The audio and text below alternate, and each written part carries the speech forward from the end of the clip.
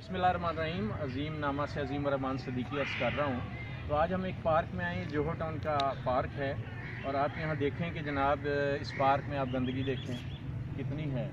लोगों ने जा बजा यहाँ पे गंदगी जो है वो फैला रखी है और लोग इसकी तरफ कोई तवज्जो नहीं देते, ना इसको वो कोई बुरा समझते हैं। कितना खूबसूरत पार्क है ये देखें, इसमें दरख्त देखें कितने हसीन दरख्त हैं और बहुत बड़ा ये रकबा है। बच्चे यहाँ पे खेल रहे हैं, लेकिन लोग जो हैं गंद फैलाने की वजह से जगह जगह देखें छोटे छोटे कागज़, पेपर और मुख्तलिफ़ चीज़ें बिखरी पड़ी हैं।